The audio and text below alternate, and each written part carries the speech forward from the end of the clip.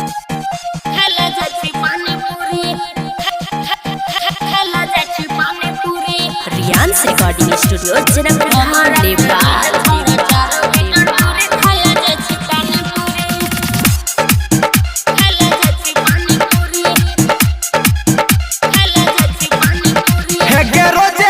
छौरी खाइला जाय छे पानी पूरी गे तोहर छाती पे लपटे हो रे। हे गे नया नया कोन छौरा की न दै छौ चूरी गे तोरा कला कहियो से।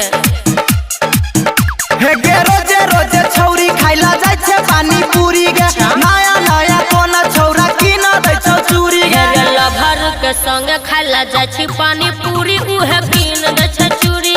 हमारा से रहे छौरा 4 मीटर दूरी खाइला जाय छी पानी पूरी।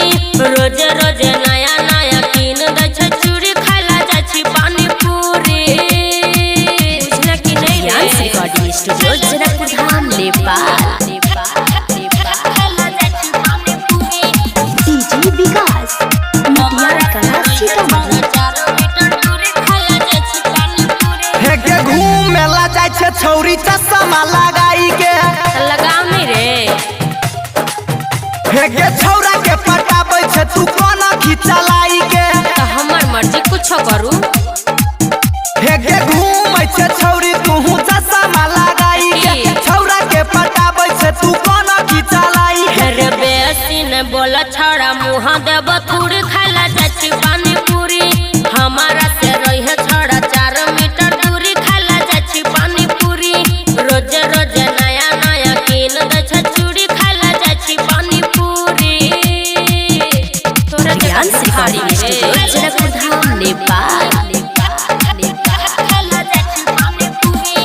डीजे विकास मटियार कला सीतामढ़ी। हे गे लकी राजा कहौ छौरी द दे एगो चांस गे चप्पल से मारबो बुझले। हे गे नहीं छौ भरोसा त लोले एडवांस गे देखबी ही मार खेबे तू।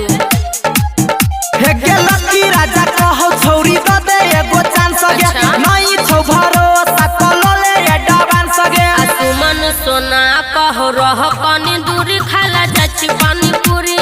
लभर के संगे खाला जाची पानी पूरी उहे कीन दै छे चूरी। हमारा से रहे छौरा 4 मीटर दूरी खाला जाची पानी पूरी। बुझले बड़ धनिक मनी के आदमी छे।